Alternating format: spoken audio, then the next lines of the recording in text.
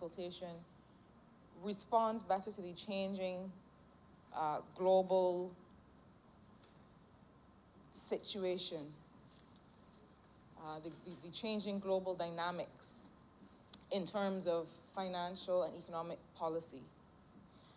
Now, sir, the member for Christchurch East Central, in his introductory remarks, made reference to his early career as an economist and advised us that notwithstanding having graduated top of the class from his undergraduate degree, only began to understand economics really having started to work at the Central Bank of Barbados.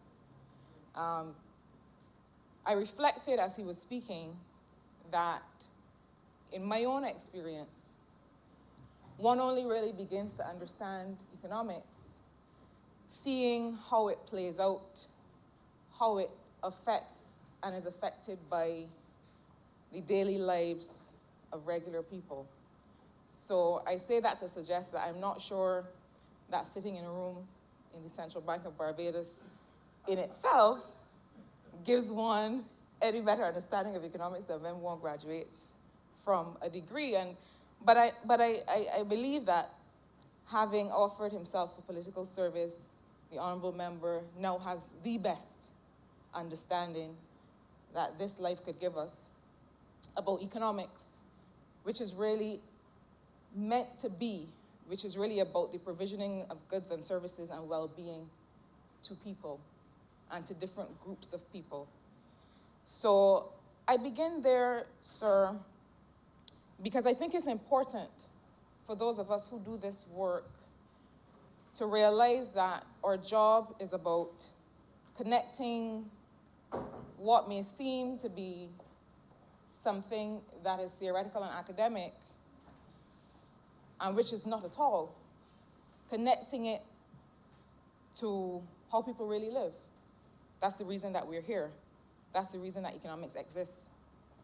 And I wanted to follow on from that by saying a bit about what are central banks for?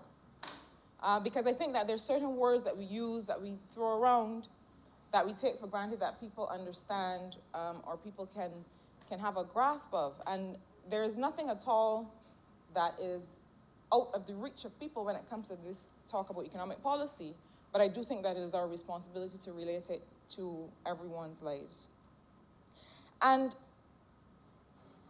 as the honorable member for Christchurch East Central said in his introduction to this bill, we know that central banks are meant to be concerned with monetary policy, the business of interest rates and the supply of money and the rate of inflation and the exchange rate.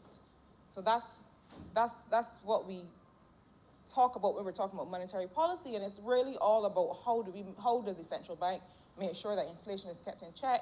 How does the central bank make sure that prices do not get out of the reach of regular people and companies? How does the central bank contribute to an environment where economic growth and economic development are possible? That's what the central bank is there for with respect to monetary policy. Fiscal policy, taxation, government expenditure is the domain of the government as separate from the central bank.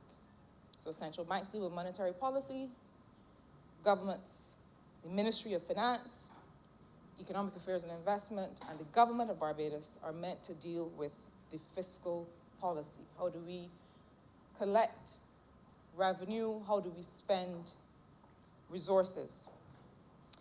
Now, in small countries like Barbados that have a fixed exchange rate, central banks tend to do a bit more of the heavy lifting of policy, and this is something that we know to be true and that we've seen.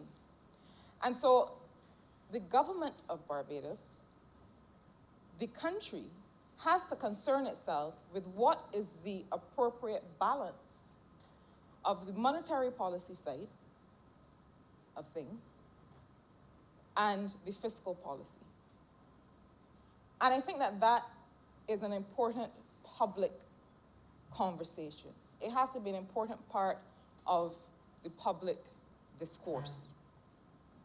Because what we saw over the decade prior to this administration coming to service is that everybody seemed to be confused about that balance and that division of labor. And so what you had was a central bank at the time that, in the absence of clear guidance with respect to fiscal and macroeconomic policy, had to be everything to everyone, and in some regrettable ways, notwithstanding being a strong institution, but in some regrettable ways ended up being not much at all to anyone.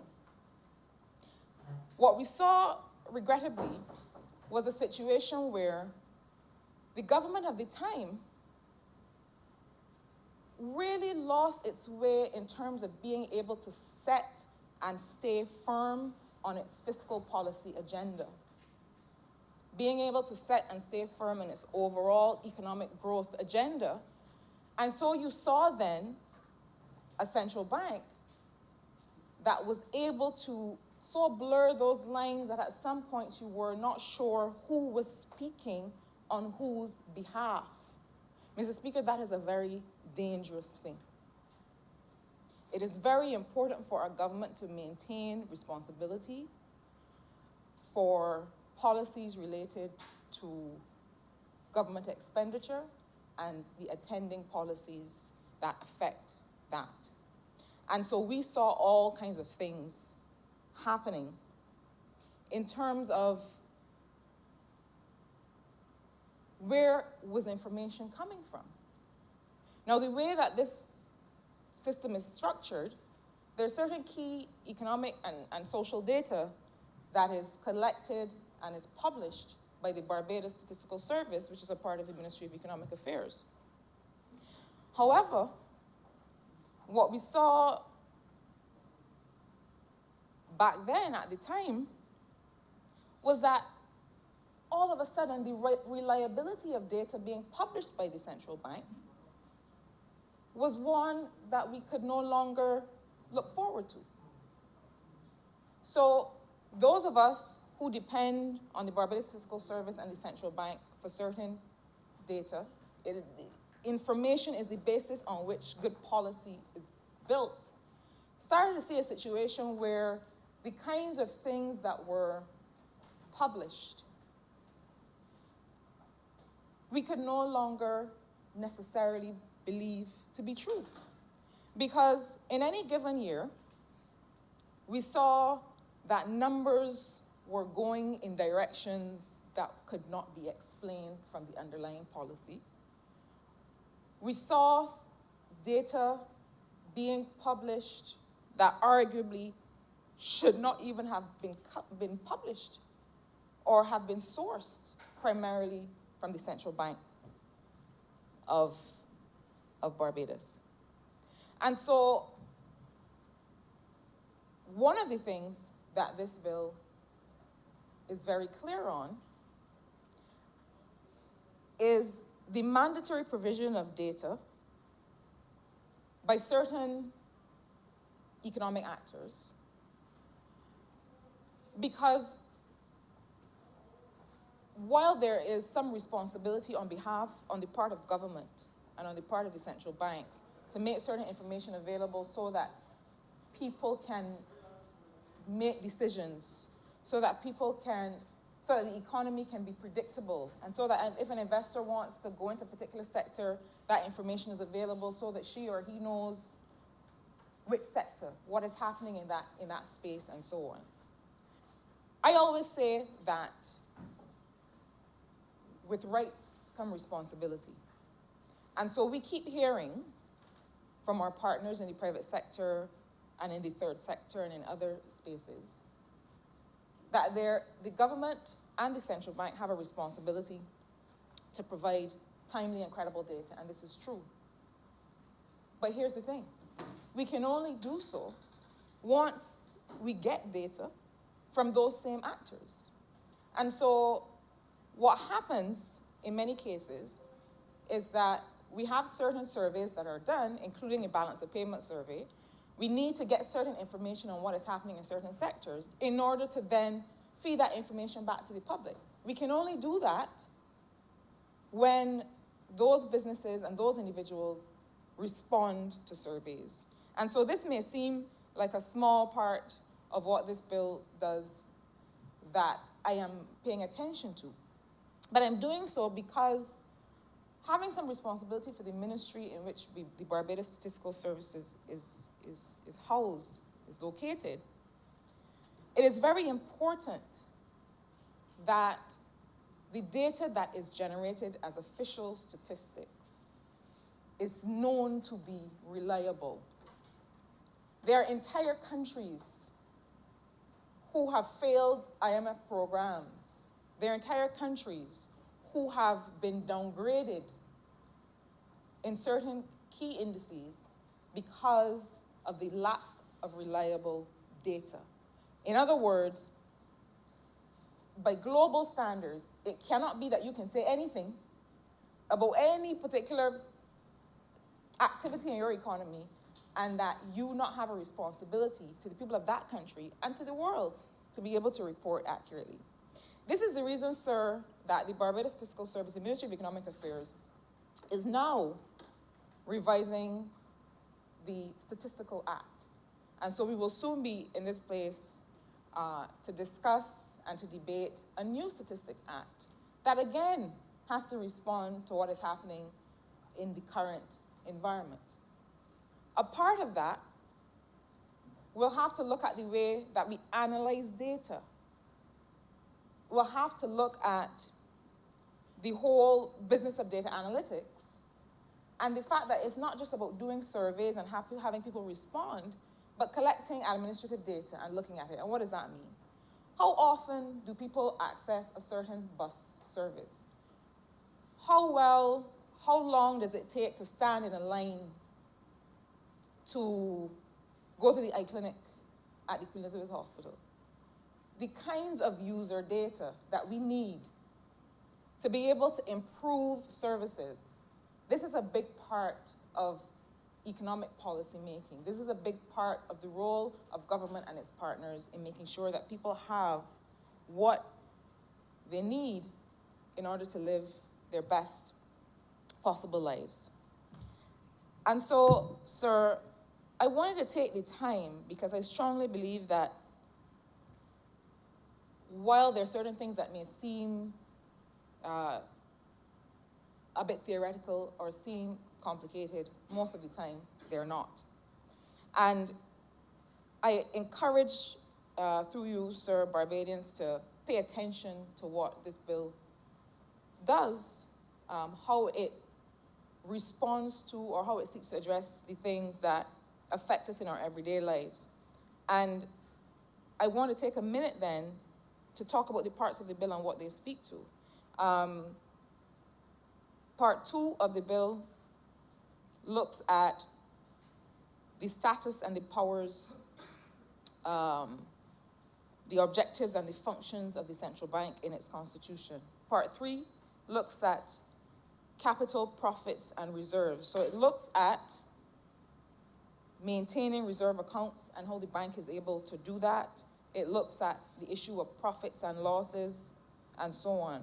Part 4 looks at the very important area that the Honourable Member for Christchurch Essential spent some time on, which is administration, the whole business of governance of the central bank. And Part 5 looks at the matter of currency and the parity of the Barbados dollar. A very key role of the central bank is to be able to maintain that. And I will come in a couple minutes to how that is done and to the importance of the central bank having the tools and the flexibility to be able to do that in a real way. Part 6 looks at the reserve of external assets, what we mean when we talk about foreign reserves. and how the bank needs to maintain that in order to maintain the peg to the dollar. The level of foreign reserves is the key ingredient to be able to stabilize the currency peg, to be able to stabilize the value of the dollar. And when we came to service in 2018, the reason that we went to the country to have that conversation about what mattered to Barbadians, and when Barbadians very clearly said back to us, yes, we want to maintain the stability of our currency, the role of the central bank in doing that is key, and that is why we have come here to have this very important conversation. Part 7 of the bill looks at foreign exchange operations, and that is important because how we deal with foreign exchange is very important for investors, and knowing what are the terms for them for getting foreign exchange in and out of the country. At Part 8, the bill goes into relations with banks, between the central bank, banks and other financial institutions. The Central Bank of Barbados is the prudential regulator and supervisor of the commercial banking system and of financial institutions. That role is important and will become more and more important as we go forward. And Part 9 looks importantly at the relationship between the central bank and the government. Part 10 goes into accounting and auditing. What are the internal and external audit functions that affect the bank? And Part 11 deals with some miscellaneous items, including savings and transitional provisions in case there is a change of directorship in the bank. But sir, in my brief time, I wanted to say a little bit about having dealt with the issue of data and how important it is that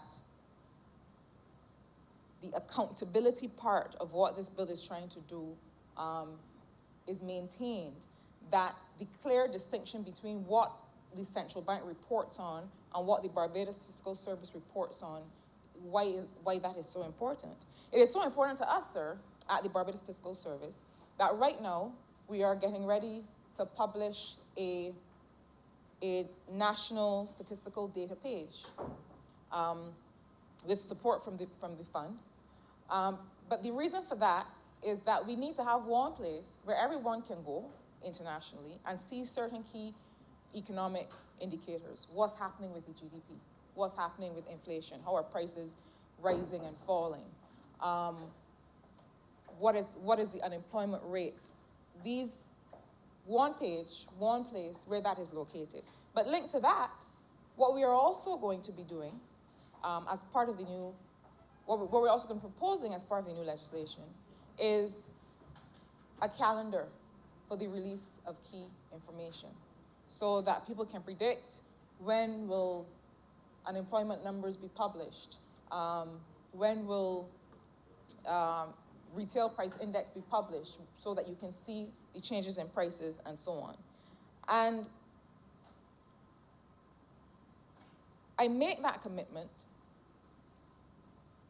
in terms of being able to publish data in a timely way, while also sending the message, sir, that the only way that the Barbados Fiscal Service can do that is when individuals and companies understand that they need to be able to submit that data to us. We need to be able to get that information.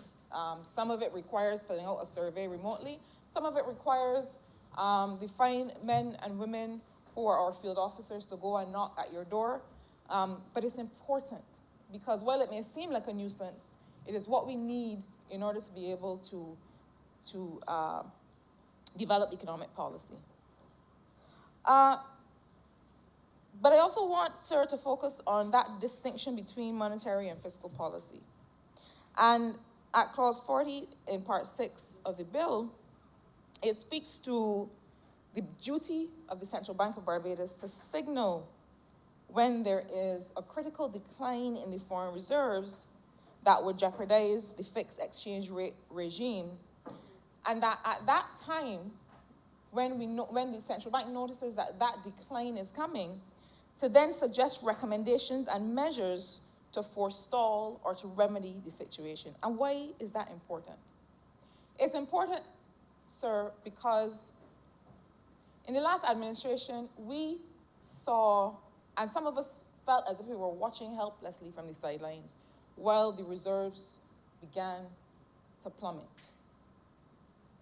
And as the reserves were declining, there are those of us who started to think, but how are we going to arrest this situation? Because when your reserves start to decline, it means that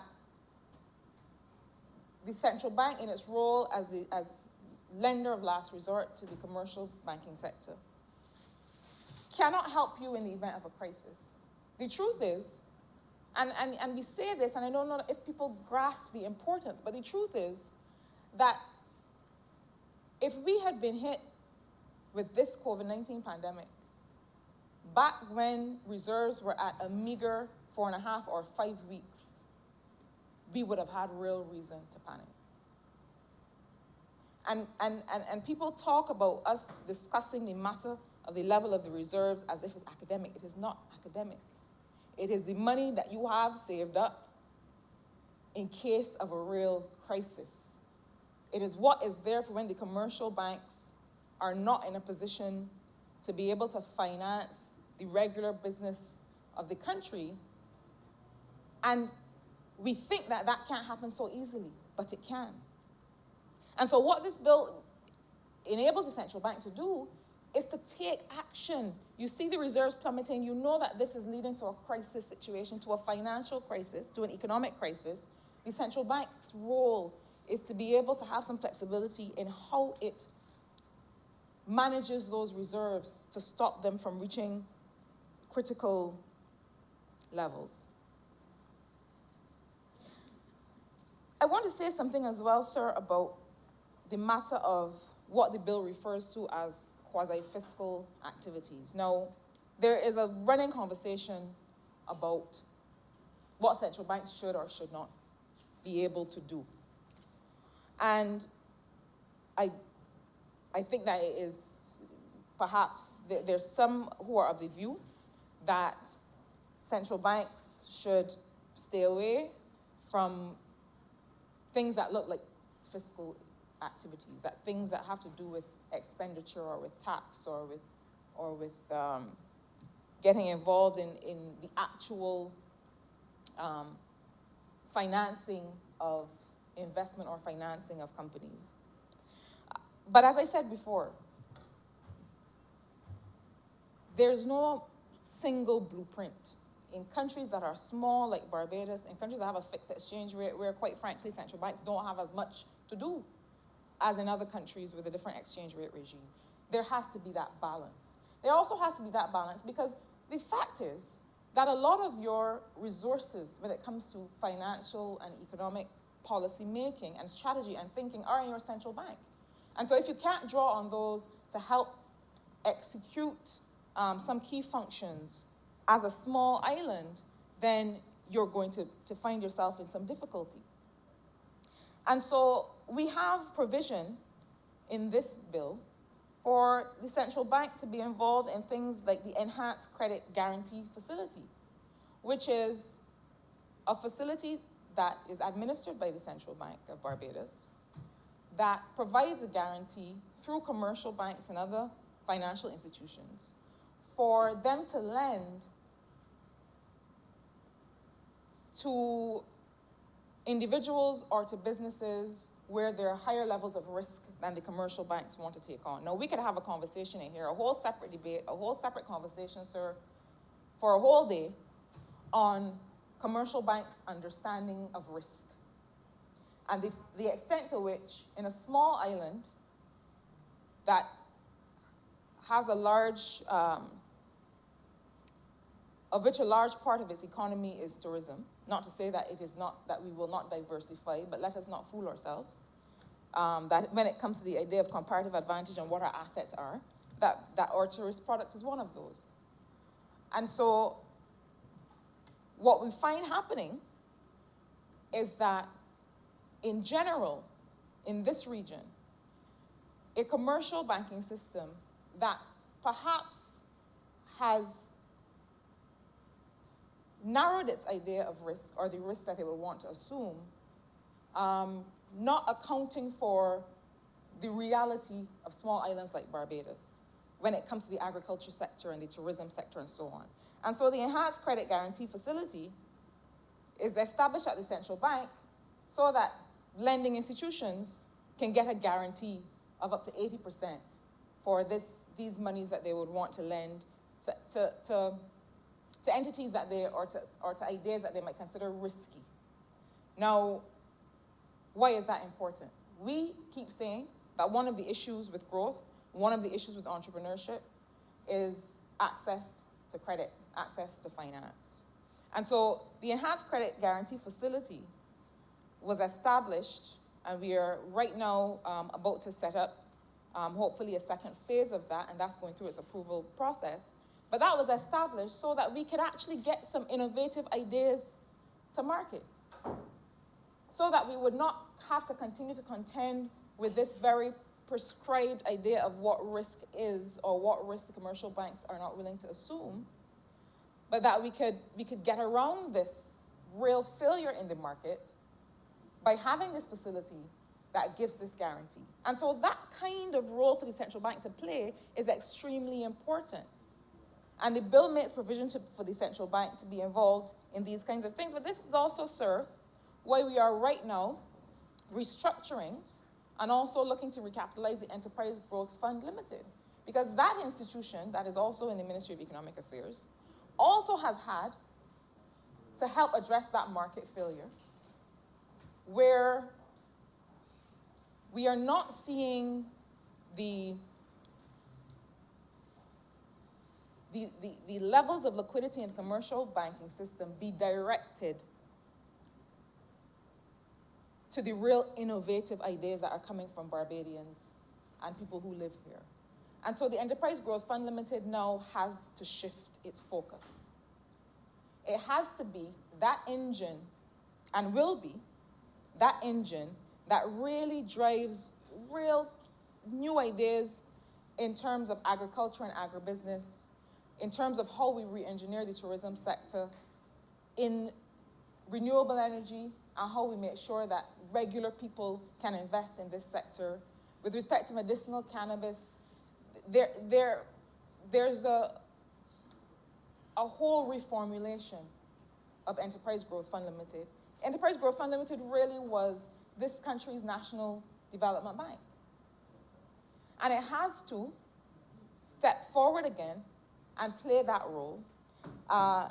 And this is where we start to see the relationship between the central bank's regulation of financial institutions and relationship with the credit market and how it affects real Barbadians, because this is important. It is important that we understand that the central bank is not just an institution on a hill. Well, it's not on a hill, but I'm using that metaphorically. But it's not an institution on a hill that is just meant to regulate. In a country the size of Barbados, with the kinds of market failures, let's be real, that we have. Because until we get to a real understanding of small island vulnerability and what risk really looks like, some of the things that we say are risky are not really risky. And that is why we established things like the Trust Loan Fund, because we wanted to say to the market, if you all are not willing to bet on Barbadians, this Barbados Labour Party government is willing to bet on Barbadians and their ideas, because we know that they're among the best in the world. But as the Honourable Member of Christchurch Essential said, we have to and will look more closely at the role of the Central Bank of Barbados in looking at what commercial banks are doing as a part of the market. Commercial banks may be headquartered elsewhere, but once they come here, they don't live in a vacuum. They are part of this economy and have a role to play.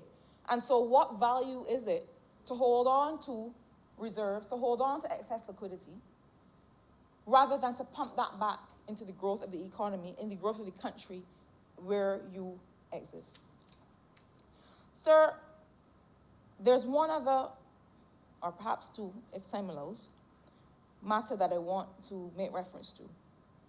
And it has to do with the bank as the sole authority for the supervision, operation, administration of the national payment system and clearinghouse facilities. And the honourable member who introduced the bill made reference to checks and getting rid of checks and making things easier for people. But I have to emphasize this because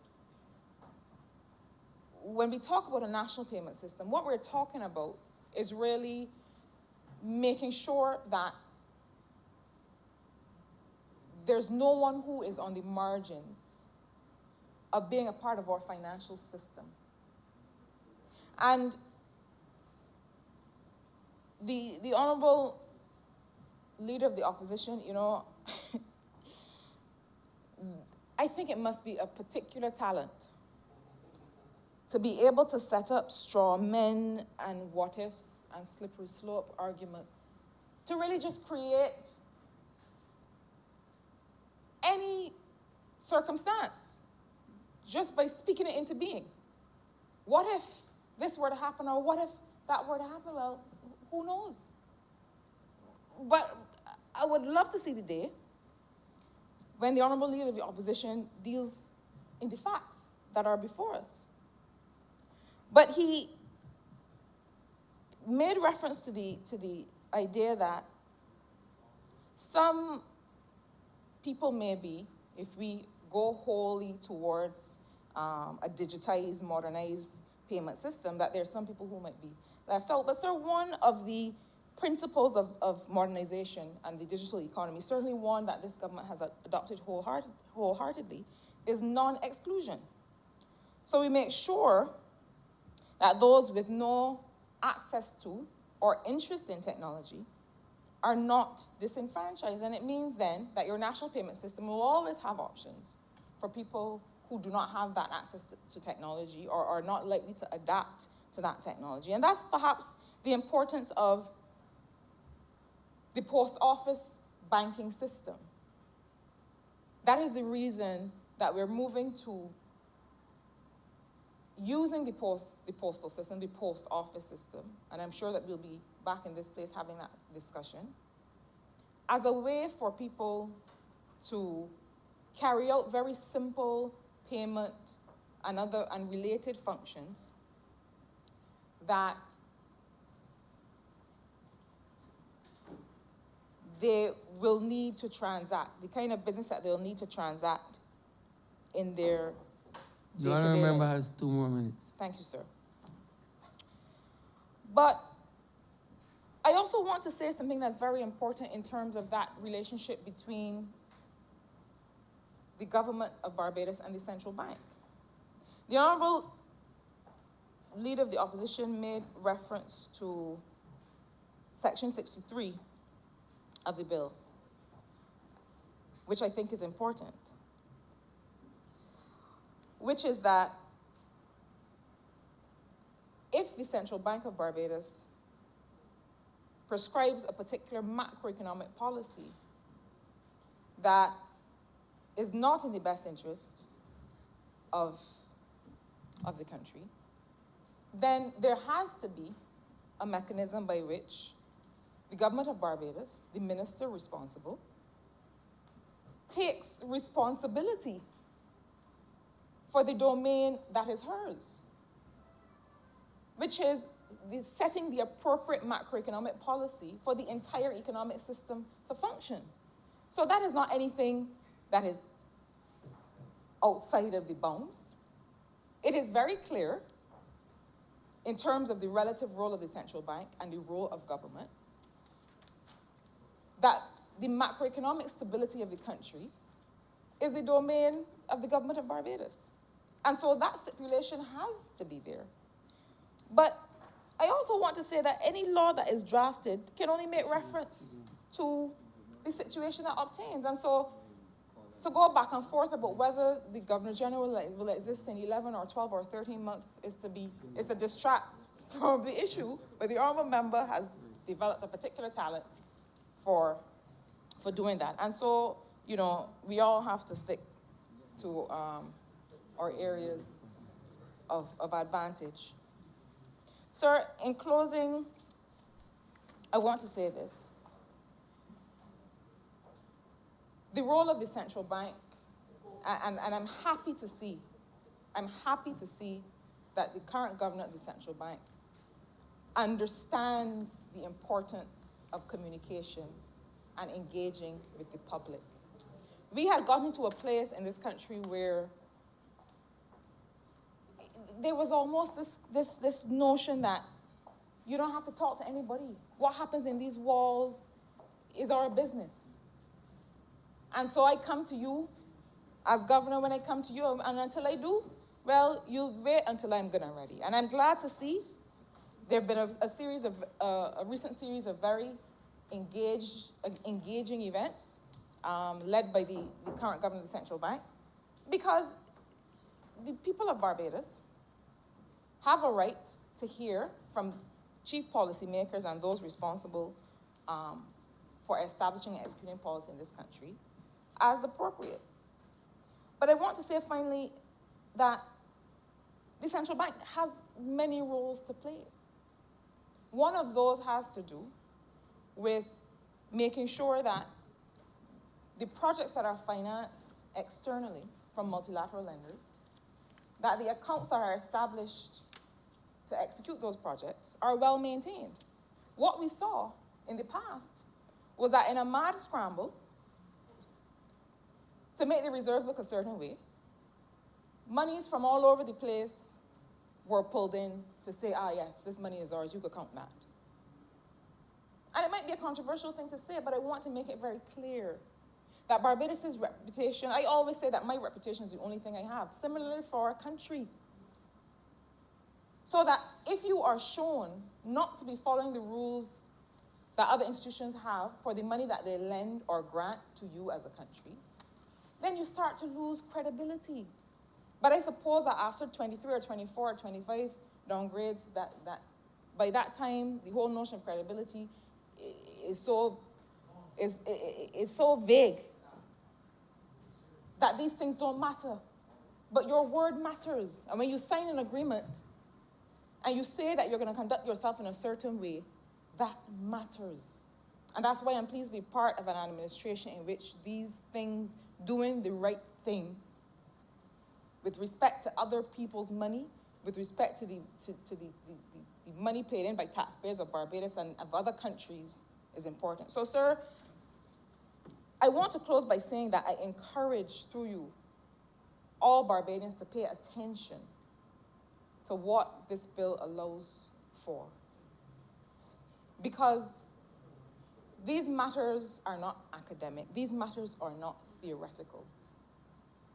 The way that you interact with your commercial bank, whether you can get a loan to set up a valet shop, or whether you can access a certain kind of mortgage, these are all the things that affect our daily lives and that we affect.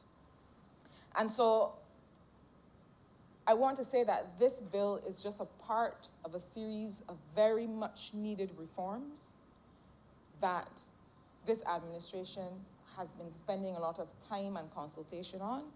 And with those few words, sir, I want to commend this Central Bank Barbados bill. Honourable Member for St. Peter. Thank you very much, Mr. Speaker. I want to join this debate relatively briefly to say a few things. Maybe I should start by saying that I almost rose on a point of order when the Honourable Member for St. Michael South Central was speaking. She referred to a statement by the Leader of the Opposition and suggested that it was some skill. And I really thought she was misleading the House by calling that kind of approach a skill. But I understood what she meant, and I did not rise at that point. Because that is not a skill, Mr. Speaker. That is really not a skill. That is really trying to mislead and be in some ways disingenuous. I remember the Leader of the Opposition, and I'm not going to spend a lot of time on this, but I remember the days when he agreed with us that what the then opposition was doing was not correct. The matter of keeping interest rates low, having interest rates low and driving investors or potential investors to invest in government paper. So I'm sure he must remember that that is not a policy of this government, because he and the rest of us stood on the same platform and spoke to that matter. Now, he would also have known that we came into office with the intention initially of saving the dollar. So there are a number of things, and I think this is something that we need to keep saying to those who have sent us here. There are a number of things that we did not agree with, that we still do not agree with, that at this point we have not been able to address. And I say this because the people who have sent me here and the people who have sent the rest of us here expect us to be clear and fair and truthful and upfront, so that it is not beyond my people and our people to understand us when we say, while we oppose a measure and we still do not agree, there is an order to which we do things. And we come into office to serve the people with certain priorities. Saving the dollar was that first priority. And as fate would have it, just as we are about to address a whole number of other matters, then the pandemic hits us. So the matter of interest rates is not, low interest rates is nothing, I don't even call it a straw man. It is just disingenuous to suggest that that is this government's policy, or to say it in such a way, because this is where there's certain words I know you can't use, and as a person of faith, no words like nastiness and those kind of things, I don't like using either. But it feels like bad faith when you say things in a certain way so that somebody can say technically you haven't said it, but the way you've said it tells everybody who has heard that this is really what you mean to say. I don't think that's nice. And to suggest that low interest rates and trying to push people to government paper is a policy of this government or a direction this government wants to go in is just wrong. The other thing, before I speak to governance generally, is the matter of securities, bonds, whatever the paper is, and secondary markets. Now, Mr. Speaker, you can choose to buy sugar from Massey Distribution on Spring Garden, or you can wait till Massey sells it to the shop in Bank Hall, and you can go to the shop and buy the sugar. You decide how you do that. There is nothing fancy about primary and secondary markets. If you buy something and you want to sell it to somebody else who wants to sell it on, then that's what you do.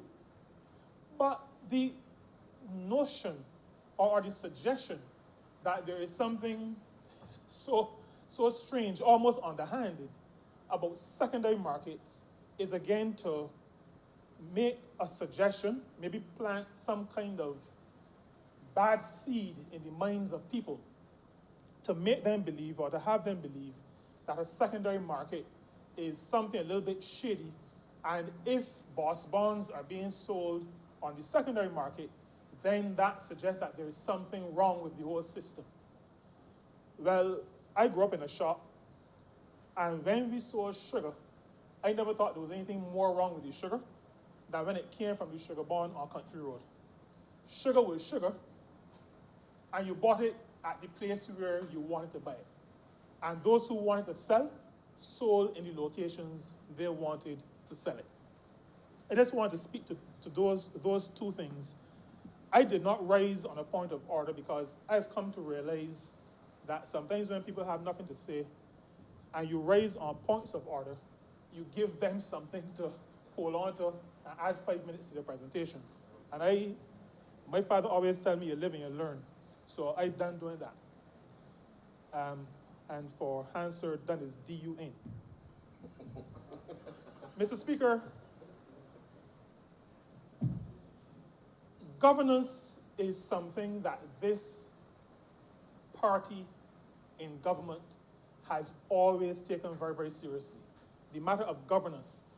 This matter of good governance started not now, started in 1938. How we manage the economy, how we manage the country, how we manage the society. It has always been, and from talking to people from the time I was young, it has always been seen as a hallmark of the Barbados Labour Party in office. Good governance.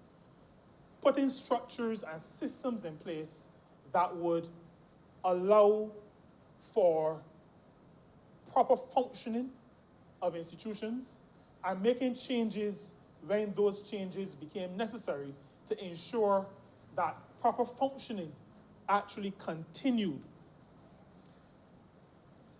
Good governance is important in the best of times. But Mr. Speaker, in a time like this time, we're in the midst of a pandemic.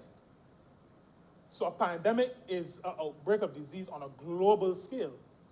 In this kind of a situation, where economies are being brought to their knees, governance is even more important. And I want to commend the Ministry of Finance, Economic Affairs and Investment for bringing this bill at this time.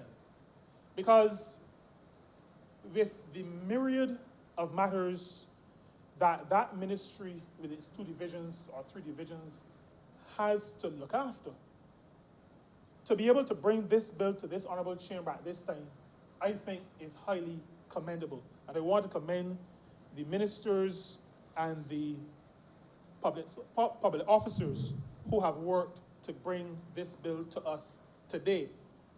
But we live in an uncertain world, a very uncertain world. And when you are in an uncertain situation, then systems have to be put in place to bring order and to bring certainty to life. In this case, to economic activity, but as the Honorable Member for St. Michael's South Central said, economic activity only really refers to how people live their lives. Economic activity is going to the shop to buy sugar.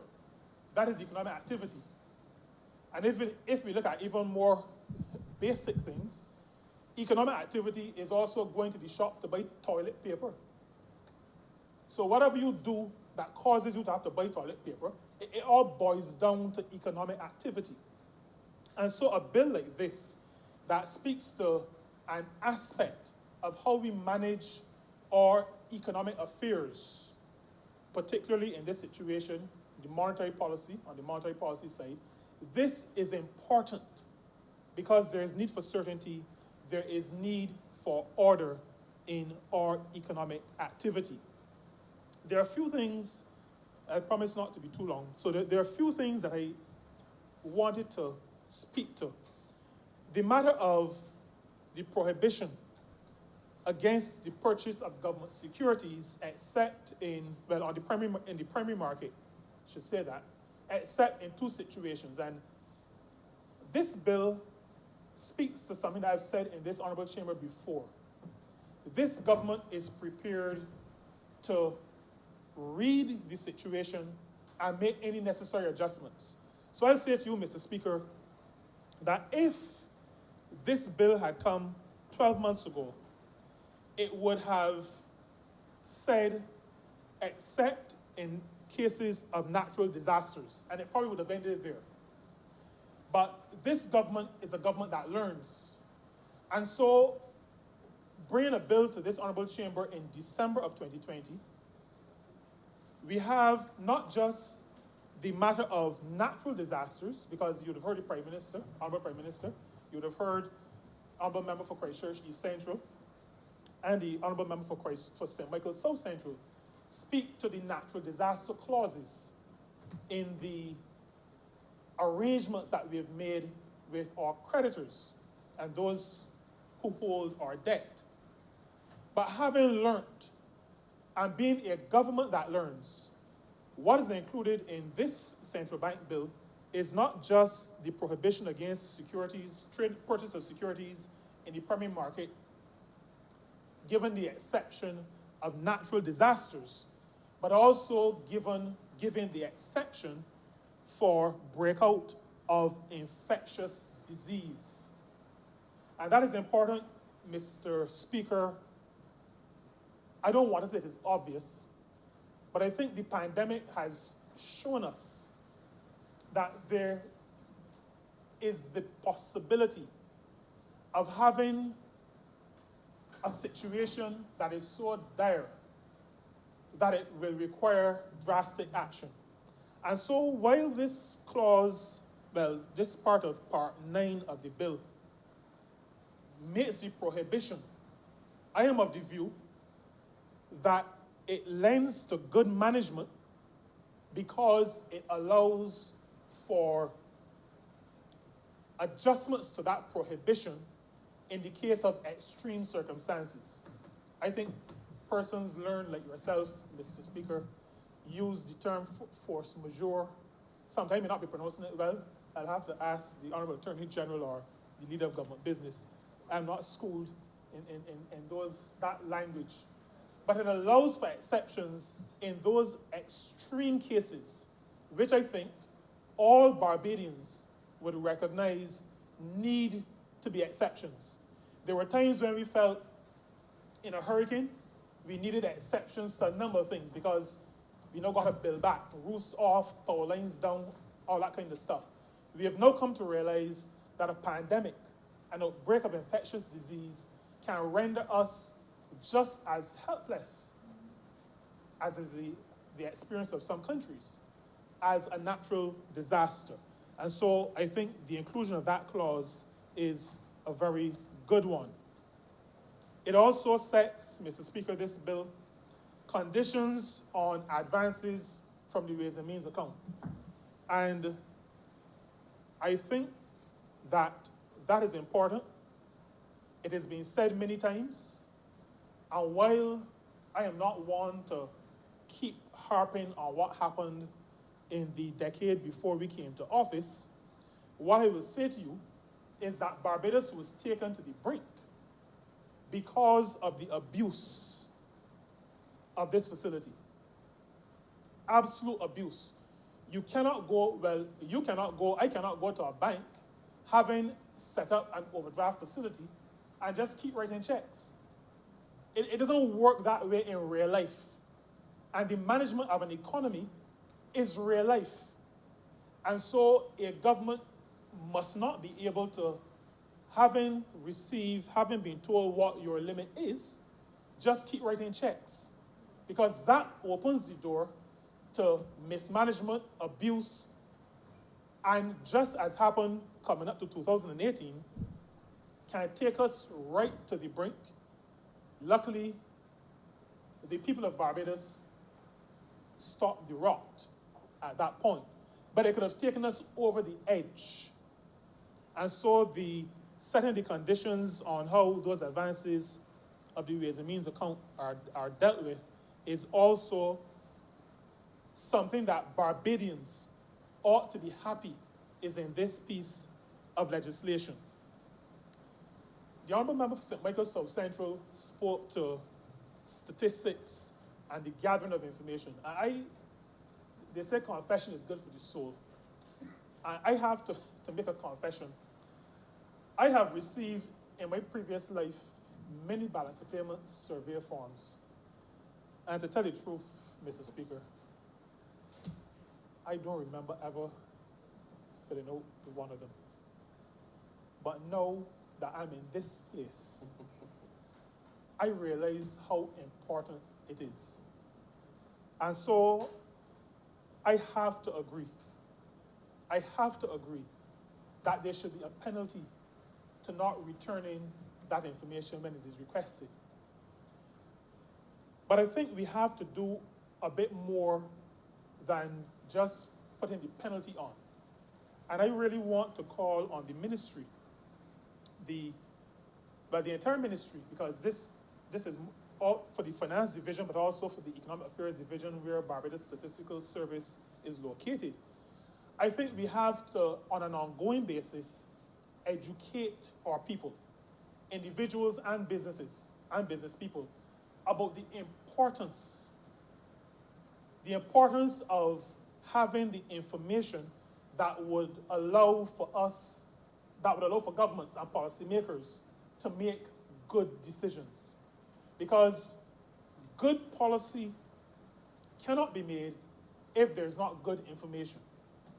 And so I believe that this clause is properly in the bill, and I'm saying it now, but I'm also calling for the ministry to do some educating so that people move from responding because they want to avoid a $10,000 or $20,000 fine to responding because they recognize that this is important for the management of the affairs of the country.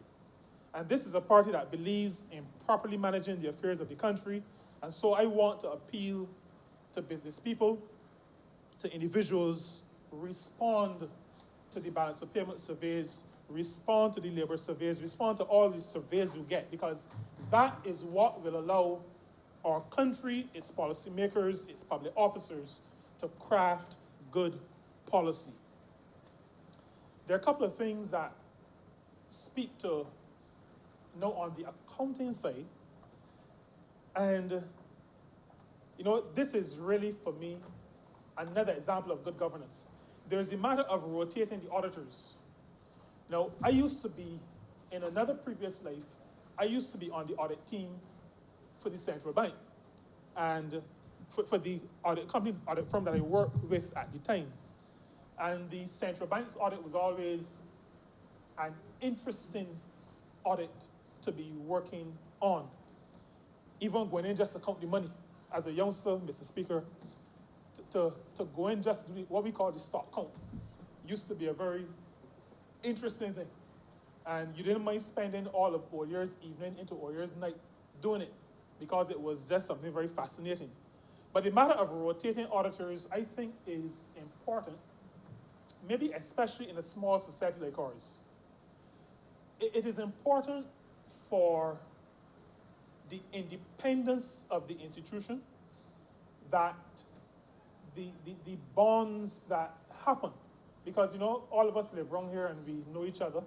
It is important for a firm not to believe that it has to give a particular opinion or that it has to overlook something that comes to its attention only because it wants to retain the audit. And that, I'm not saying happens, because I would not want to say that about my former profession, but I want to say that it is possible. And if we're going to craft legislation, then we have to foresee what is possible and put systems in place to mitigate against bad practice. And I think the idea of rotating auditors is a good one. I also like the reference in the bill, I think this is at part 10, in this same section, to adhering to international financial reporting standards. That is important. Those who read the financial statements of the Central Bank of Barbados must be comfortable that when it sees a categorization of creditors or liquid assets or current liabilities or equity, that that person's understanding of the term is not some strange new definition, but that the normal understanding, normal meaning the understanding that is part of what we know as the International Financial Reporting Standards, that my understanding is your understanding, because the same standard is being used. And I think it is important for all of us, but particularly those who will read the financial statements, to be clear and comfortable that international financial reporting standards are needed. Like I said before, Mr. Speaker, order is important for organizations generally. Order is critical for a country. Order generates a confidence that is necessary for all of us, because all of us are economic actors. Confidence is necessary if we are to act in a way to maintain the viability of the country that we are so happy to be a part of, of which we just celebrated 54 years of independence. If there is not that order, if there's not that certainty, then we open ourselves to speculation. And an example of that, at least what we were told was an example of that, was sometime maybe 2 or 3 years before we came to office. I'm sure the Honorable Member for Christchurch West East Central would remember this. We were told that part of the reason for a pretty sudden reduction in foreign exchange reserves was because of capital flight. That happens when people are uncertain. That happens when there is disorder. And that is one of the reasons why the people got rid of the last government. Uncertainty, disorder leads to all kinds of implications and can lead to implosion. And so the matter of governing well, making sure that there's order in our financial systems is important to the man on the street. It is important to all of us because if it doesn't happen, if there's no order, if there's no certainty, there's capital flight, which leads to a reduction in foreign exchange. There's the lack of investment, which means jobs are not being created. And that investment could be initial investment. It could also mean investment in existing businesses to grow existing businesses. If those things don't happen, then it affects all of us. It affects the entire country. There are no additional jobs. When there's no economic activity, then there is no tax revenue, or not sufficient tax revenue. So no money to buy buses, garbage trucks, to start to fix roads. All of these things, the lack of order impacts every single person in Barbados. And that is the reason why I am commending this bill, not just to you in this honorable chamber, Mr. Speaker, but to the entire country. I am aware that when people hear Central Bank Bill, Central Bank Act, they believe it is the purview for people who have brains of some different shape or size. But this is a matter that affects everybody. That certainty is necessary if we are to move forward as a country, if we are to avoid the speculative behavior which will undermine the viability of a small open economy like ours. It is just needed. Just like order is needed in industrial relations, because if we have people treating workers like trash, or if we have workers just deciding to walk off, when things get disorderly, then we have problems. And so, while I commend this bill to this honorable chamber and to the people of Barbados, I also say to employers and managers, and I have to include managers because I know, not just recently, but I do know that sometimes managers try to be rougher than the owner to make a point. And sometimes they treat those who used to be their peers, who they supervise, as trash, not because the owner of the establishment wants them treated as trash, but because they have now arrived and they hold the keys, and so they maybe hark back to a point where they feel they should also be wearing the court hat and wearing a short khaki pants. Those days are over, because that kind of action breeds disorder.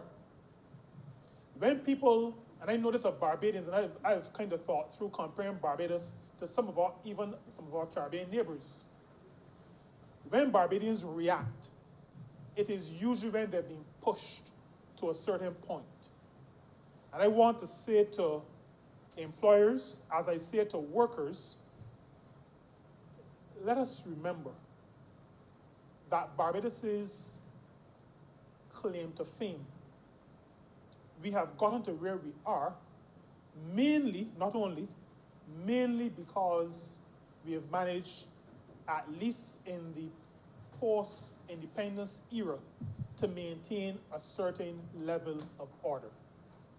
So that even when, as bad as the other guys were, the last government was, when they lost every seat, they put their hands up and they walked away. But some of them are creeping back, without shame. But that apart, there is a certain order that attains to how we see ourselves. And I'm calling on managers of organizations not to do anything that will destroy the order that is necessary for the functioning of a well-ordered society, for a good society, and not to do things that will push people to the point where they have to react in the way that we're seeing some reaction in our society. It is important for us, Mr. Speaker, if we are all to live in a decent, fair, just, non-discriminatory society, that we do and that we follow the principles that are set out in this, or that form the foundation of this central bank bill. Those principles that speak to good governance, those principles that speak to a recognition that a country is not just dollars and cents, but a country is made up of people who are, at the end of the day, the primary economic actors. And with those words, Mr. Speaker, I'm obliged to you.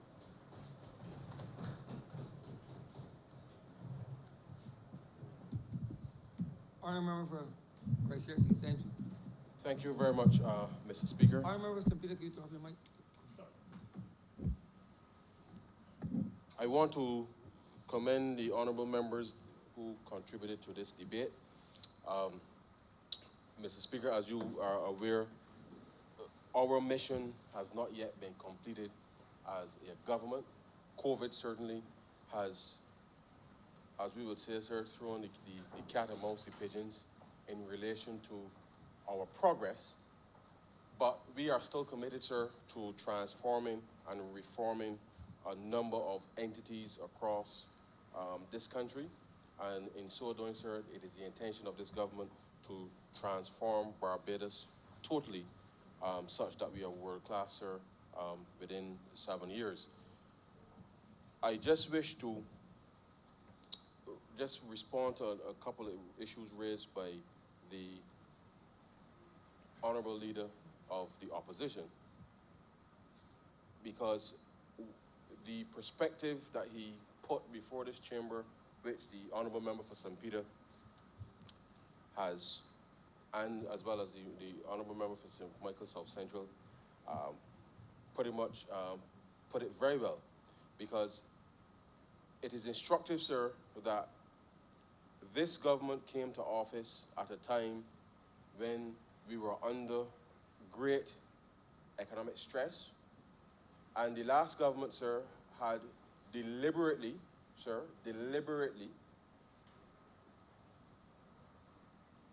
determined that there would have been a policy change with respect to the minimum deposit rate, moving from 2.5% then, sir, to just about 0.1%.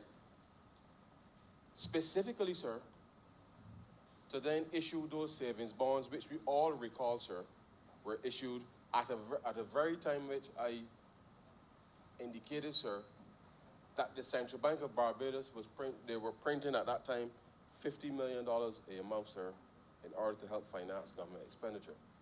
And to suggest that that may have been this government's policy, or even to suggest that because interest rates are still very low today, that somehow it is this government's policy, without recognition, sir, that we have successfully completed not just the domestic debt restructuring, sir, but equally the external debt restructuring, that from a financial perspective would have seen a significant impact on the profitability of some of these very financial institutions. As a matter of fact, sir, I recall during some of the very heated exchanges we had with the representatives of the creditors, the impact of IFRS 9, sir, on the banking sector, and the potential losses which the debt restructuring delivered as a result of the reduction in interest rates, as well as the extension of the tenor or the duration of the newly issued securities, meant that from an operational perspective, a number of the financial institutions were no longer receiving the kinds of rates of returns that they were receiving under the previous government because of those many downgrades, sir, that this country had suffered. And therefore, in understanding the current environment, it is as if, sir, you could go downtown, sir, and buy a puzzle, open the box, skin out the pieces, and expect all of the pieces to magically fall into place all at once, as you will see on the puzzle box, sir. And therefore, this government continues, sir, as quickly as we can to reform a number of these institutions, to address some of the systemic neglect, sir, occasioned by the lack of interest on the part of the previous administration, that we are now building back, sir, literally institution by institution, system by system, to ensure that we can create that Barbados, sir, that we will all be proud of. But in so doing, I impress upon Barbadians, sir, through you, that we have to pay attention, sir, to the institutions and how they are managed, how we resource them, and how we can bring a greater level of accountability of the institutions to us, but us as a people too, sir, recognizing that we have a part to play in pushing for the kinds of reforms that we all want to see. And the reality is, sir, is that there are some who are reluctant to make changes because the change happens to the status quo happens to be good for me. And there will be others, sir, who want to see changes to improve the way of life for a wider cross-section of people. And very often, sir, there's that conflict. And therefore, as a society, sir, we have to constantly monitor and implement policy, sir, that ensures that we are able to bring the majority along the development trajectory and the path to ensure that we can keep this Barbados, sir, as beautiful as we can. Sir, the vexing issue of the way banks and other financial institutions interact with their clients is one, sir, that has not gone unnoticed by this government. And as you are aware, sir, in the throne speech, we determined that we shall establish, sir, a financial services tribunal. And whilst this bill today speaks to the operation of the central bank, and you would appreciate, sir, as we have determined, the central bank must continue to ensure that there's financial stability in the system. And therefore, the Financial Services Tribunal, as contemplated, sir, will focus more on the market-driven criteria or performance of the way that financial institutions in general relate to consumers, leaving the mandate of the central bank to ensure the financial stability of the entire financial system, which includes banks, credit unions, as well as insurance and other Part 3 institutions in collaboration with the Financial Services Commission. But we determined that based on what the central bank does as the regulator, that with respect to protecting the system, that we will devise the Financial Services Tribunal, sir, in order to be able to respond to many of those complaints and to ensure that no Barbadian, sir, or anybody who chooses to reside in Barbados will be disenfranchised in any way with respect to access to whether it's banking, insurance, sir, or any other financial services, that we can cover off that. So that, sir, is something that we are working on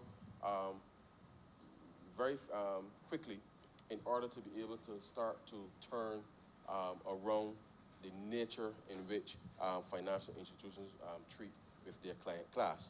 Now, the reality is, sir, any accusation that the government is keeping interest rates low in order to sell bonds at a higher rate,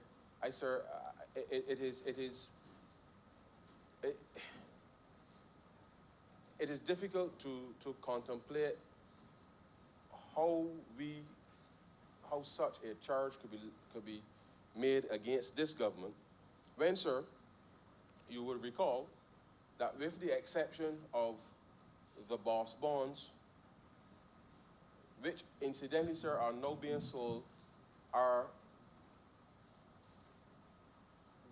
represents the choice, sir, of public servants to sell those bonds in the open market. In the same way, sir, that anyone who currently has a restructured bond from the domestic debt restructuring can equally sell their bonds, sir, in the market. Because as we speak, sir, the government of Barbados has not issued officially any bond to be bought in the open market, sir, since October 1st of 2018.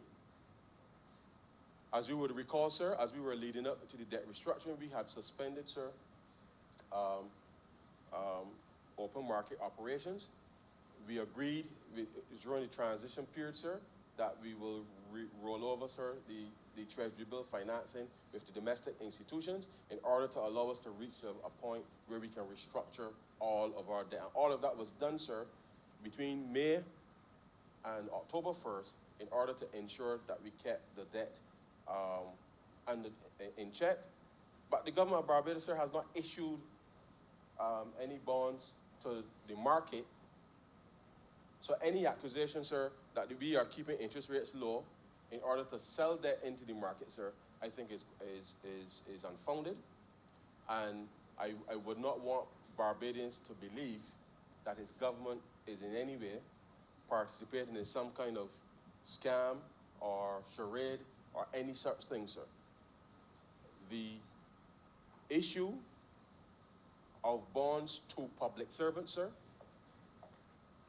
in a real sense, represents what you may refer to as a private placement, sir, because it is a specific set of people that the bonds are issued to, and those persons can then determine whether they will keep them, sir, those public servants, or whether they will sell them into the open market for those who wish to purchase said bonds.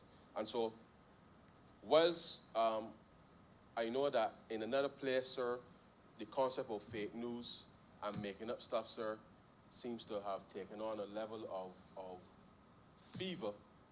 I'm happy, sir, that here in Barbados that we know different. And therefore, I wish to disavow any idea that the government of Barbados, that this government, is deliberately keeping interest rates low in order to issue debt into the market. Nothing, sir, could be further from the truth. What I will say, sir, is that in the context of what I mentioned earlier about the recapitalization of the central bank, and as we indicated would happen as a result of the domestic debt restructuring, that there would have been a period of time during which, sir, the government will not need to finance any of its operations through the issuance of debt. Now, you would recall we determined that the BOSS bonds simply, sir, to reallocate cash from current to capital, which is what the mechanism has allowed us to do so that we can enhance economic activity at this time. But the potential recapitalization, sir, of the central bank would perhaps, depending on how it's executed, may precipitate, sir, some issuance of new debt into the market. And therefore, it is from that perspective that we knew that whilst we are not necessarily required to issue, under the structure of the program, any new debt to finance any fiscal deficits, given that we were running surpluses, that clearly, and we knew, sir, that with this 4-year period over which we were initially contemplating with respect to the program, that we would not have to issue debt. However, the absence of the government issuing debt into the market clearly has left a void for pension schemes and other institutional investors, sir. And what the BOSS bonds have demonstrated, sir, is that there is still great appetite for debt in the market, and therefore, in reviewing the circumstances, then we may very well, over the course of certainly the next few months, sir, make a determination as to what is the level potentially of the recapitalization of the central bank, and what that may occasion, sir, with respect to being able to, in a real sense, sir, dip your toe back into the waters with respect to that. But appreciate, sir, that it is not intended in any way to finance government operations.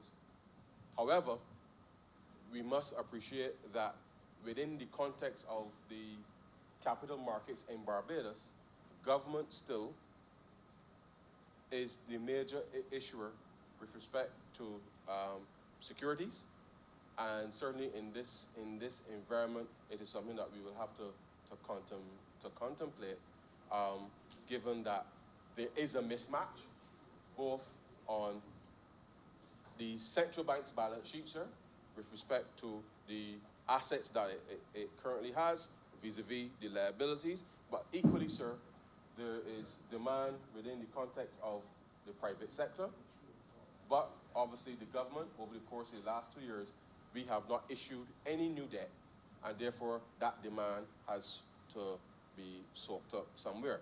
Now, the reality of this, of the situation, equally, sir, is that we have had a significant disruption because of COVID-19. And the economy certainly, sir, has taken a significant shock. And to the extent that the honorable leader of the opposition referred to the liquidity in the banking system, I want us to appreciate a couple of things. The business of banking or provision of financial services, sir, still pretty much has to be predicated on how do you protect investors and depositors. And whilst we do have a deposit insurance scheme, what is important is to understand, sir, the trajectory for growth and how those resources will be deployed in being able to deal with growing business and attracting investment in the country. And as I said, sir, the central bank, when we bring the legislation to deal with the credit reporting, sir, will be responsible for ensuring that the regime that sets up the credit reporting mechanism, we believe will be a critical, sir,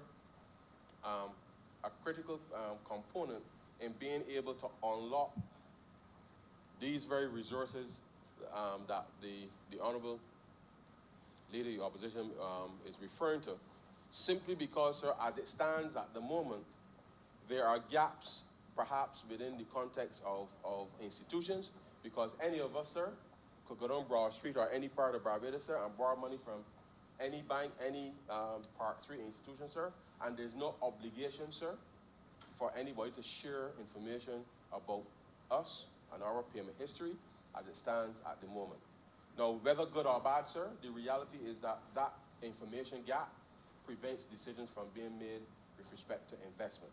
And therefore, as we seek to build up the credit profiles for individuals, businesses, investors, sir, in the context of Barbados, whilst it will not happen overnight to soak up all of that liquidity, the reality is that we believe that that will be one critical step in the process to be able to redeploy, sir, some of those resources across the financial system in order to help build out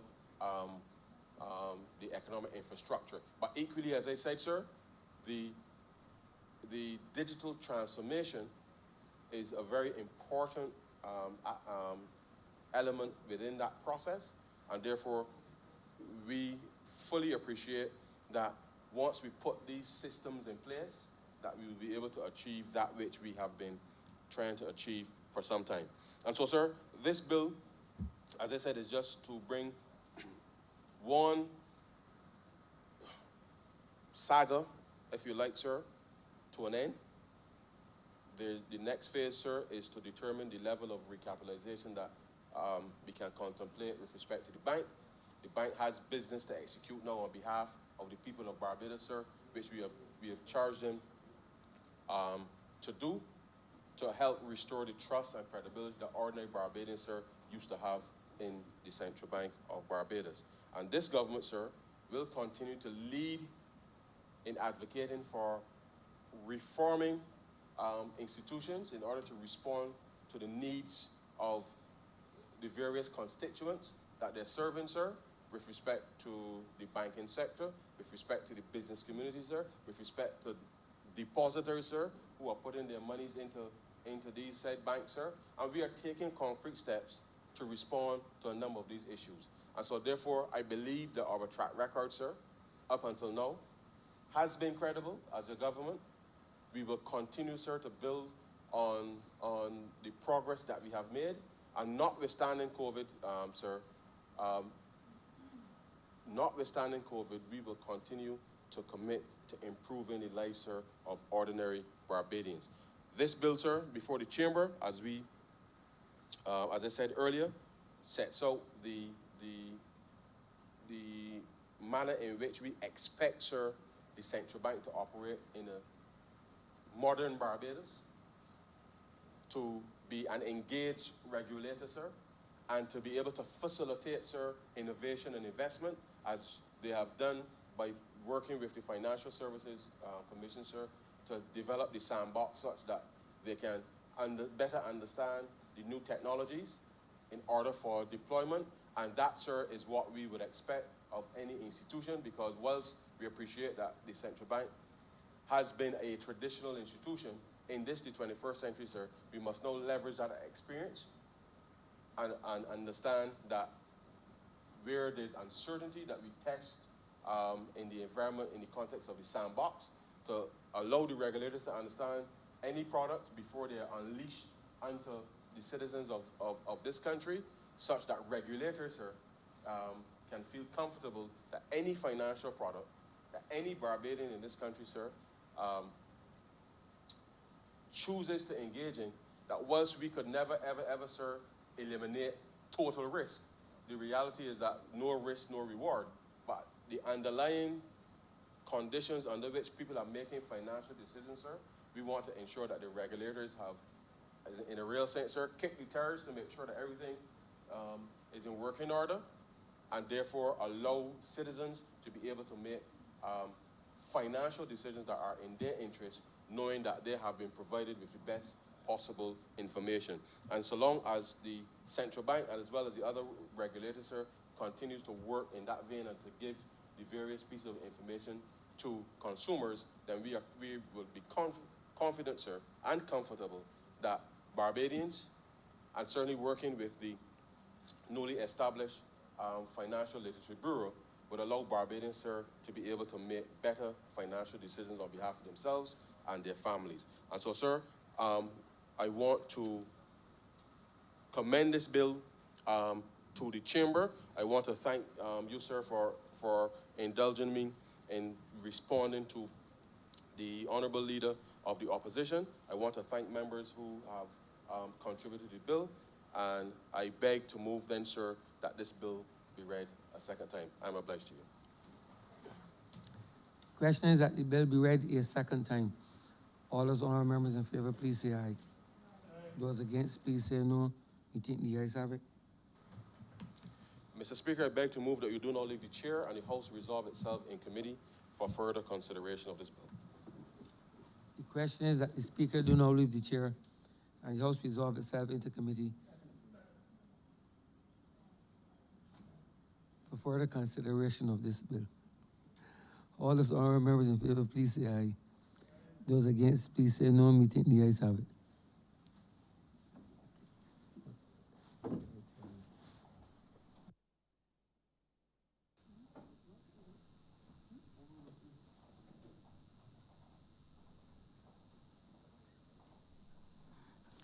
This House is now in committee.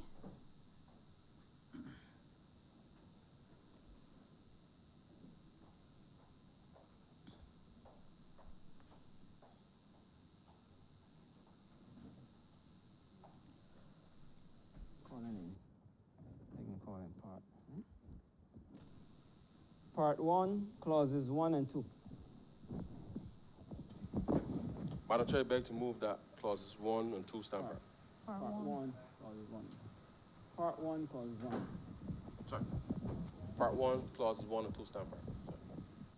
Second. Question is that part 1, clauses 1 and 2 stand par. All honorable members in favor, please say aye. All those against, please say nay. We think the ayes have it. Part 2, clauses 3 to 6. Madam Chair, I beg to move that Part 2, clauses 3 to 6 stand back. Question is that part 2, clauses 1 to 6, 1 to 3 to 6 stand par. All members in favor, please say aye. All those against, please say nay. We think the ayes have it. Part 3, clauses 7 to 10. Madam Chair, I beg to move that Part 3, clauses 7 to 10 stand par. Question is that part 3, clauses 7 to 10 stand par. All honorable members in favor, please say aye. All those against, please say nay. Methinks the ayes have it. Part 4, clauses 11 to 32. Madam Chair, I beg to move that Part 4, clauses 11 to 32 stand par.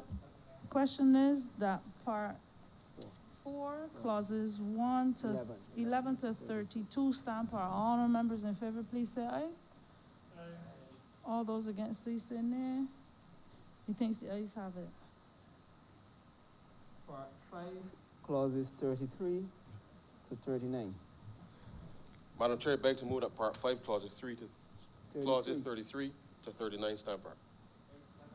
Question is that part 5, clauses 33 to 39 stand par. All honorable members in favor, please say aye.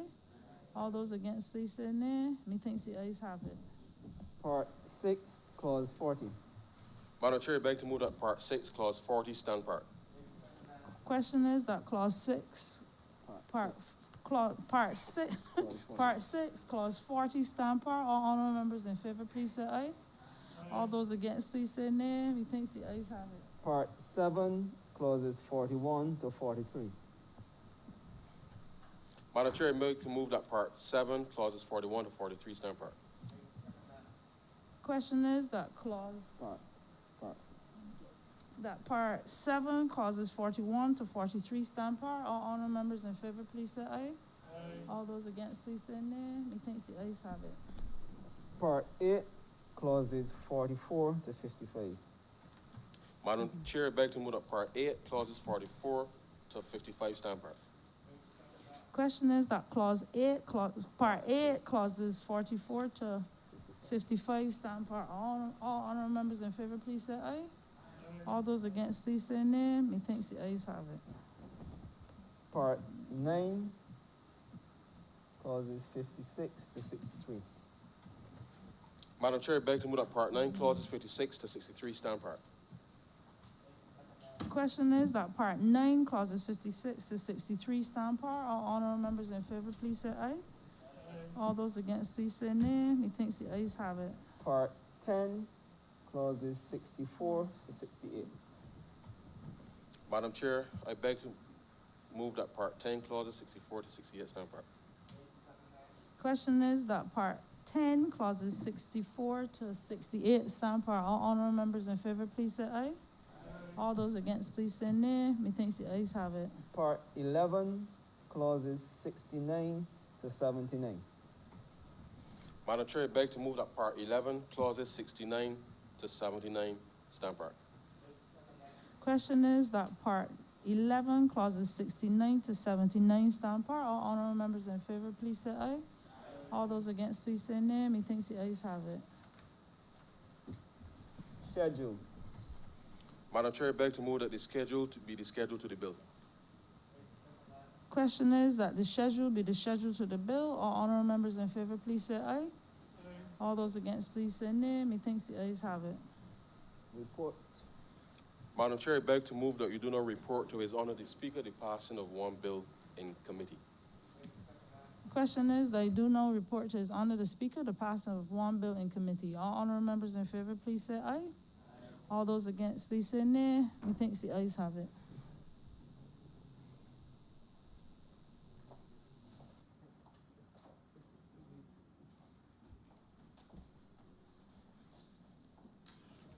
The chairman of committees has reported the passing of one bill in committee.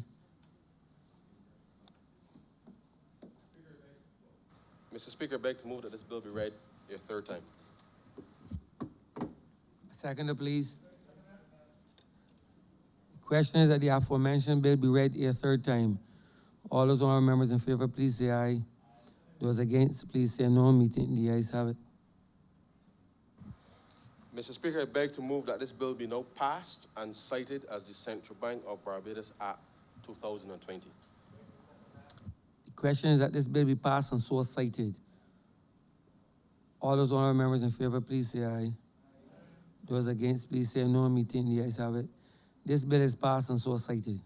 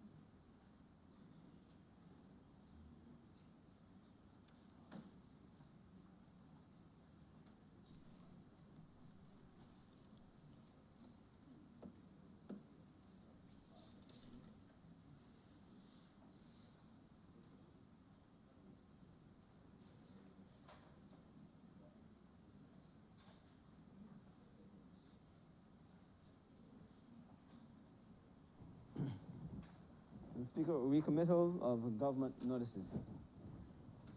Honorable Leader, Government Business. Thank you, Mr. Speaker. I beg to give notice of the Drug Abuse Prevention and Control Amendment Bill 2020, as well as a resolution to adopt the report of the Standing Orders Committee. Reports from select committees.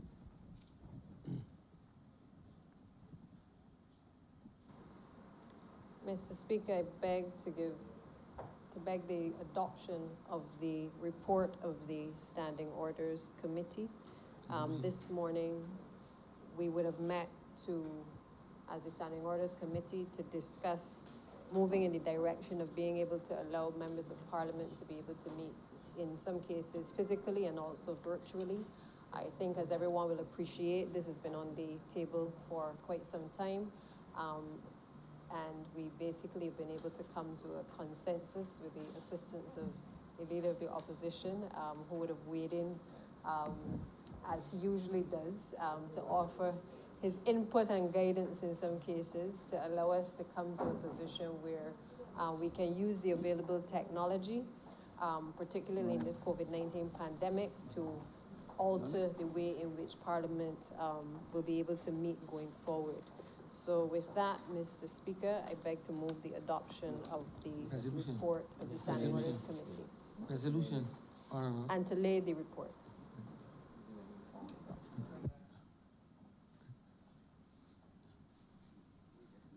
Right, we just need it.